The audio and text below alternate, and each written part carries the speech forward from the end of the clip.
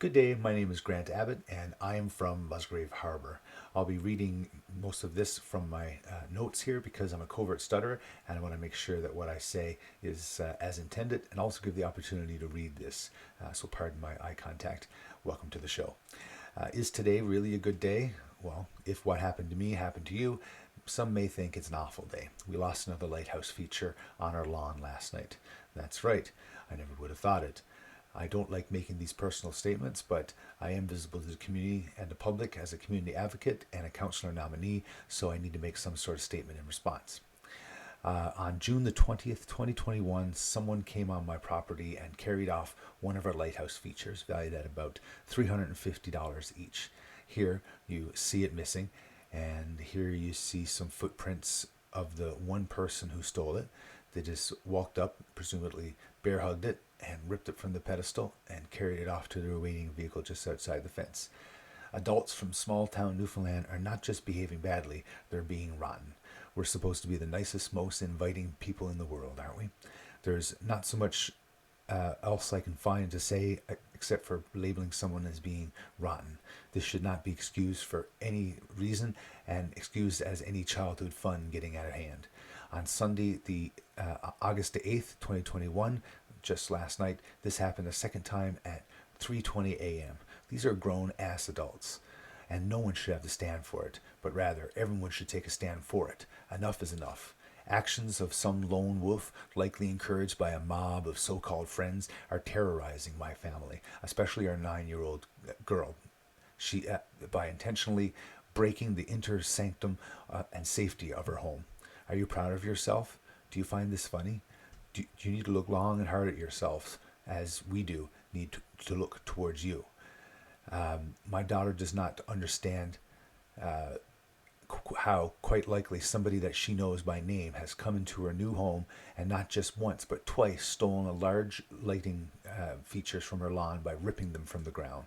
She doesn't know the details that somebody quietly pushed their 500 to 700 pound ATV more than 50 feet over her lawn, stood about 5 feet from her safe home, attached a rope around her lighthouse, and jumped on their ATV, roared out of the driveway, hurling rocks in the air and leaving pieces of the lighthouse strewn on a clear path throughout the town.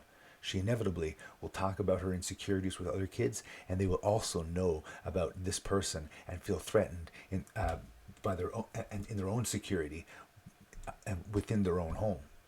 I never said that quite right, but you get my message. What I'm trying to tell you here is that kids are going to feel insecure because of what my daughter felt in this experience. You're not only terrorizing our family, but you're terrorizing the community with your repeated actions. I'm sure that those two instances are not isolated. Everybody knows what's going on.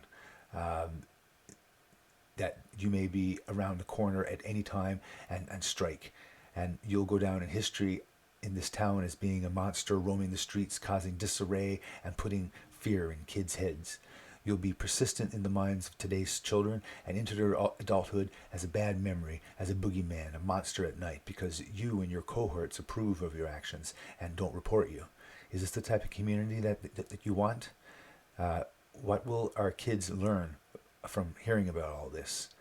What will your kids learn about hearing about all this? They will know. It's too big to be kept quiet. And this video recording will be on YouTube long after we're dead. Being complicit and not reporting what you know is only embarrassing for you and your associates, not me. I'm not embarrassed. I'm the guy doing the videos, remember? Do we want more of absolutely nothing that we've been force-fed of all of our living memories? Is this the legacy that you want to leave for your children? What other actions does this open the door for unrelated events among unrelated people? Does this mean that anybody can do similar things to other people and not worry about the consequences? Does this create a free-for-all for when everyone, even in your home, you can't be safe anymore? If this can happen to me twice and so blatantly, then what else is this person capable of? How far can the mob go if you don't stand up and put a stop to this? If you're afraid of physical abuse or fear of confronting your aggressor for your family safety or for your own safety, you must report this anonymously. You will be safe when you break free, and you'll be supported by the community. Trust me. Otherwise, things will get worse. So why do you think that we have nothing in this amazing community? It's because the few controls the many, and we react in fear of being embarrassed by not saying anything, excusing bad behavior with silence and complicity. Nothing changes, nothing is provided because we're too afraid to stand up. We need to take back the power and place it in the hands of the many, the way that the democracy is supposed to work. We need to be talking about this kind of mob mentality with our children, family, friends, and so called friends. Just be careful your back. Because if they don't care about the consequences of perception from the community at this point, they won't think twice to throw a good buddy or a family member under the bus, given the right situation to save their own skin. If they're not held accountable, does that show permission for them and for other people to do do unimaginable things to other people within the community and throughout the province and wherever else in the world? I'm just sad that there are people who know this and know that you did this and may have thought it was funny and were not bold enough to speak up to discourage this, or maybe you did speak up and I got swallowed by the mob. You need to speak up again. You need to hold them accountable, or next time it could be someone that you love that could be next. I'm sad that this can happen at all in such a nice town, and how it affects the community as a whole.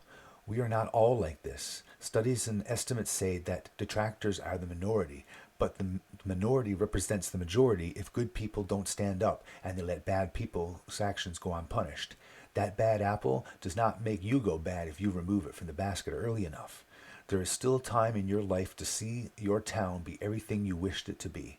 Being complicit is the poison of our community. If you know anything, please call Crime Stoppers 1-800-222-TIPS or click the link below to make an anonymous report. Let's rise together and make a change. Thank you.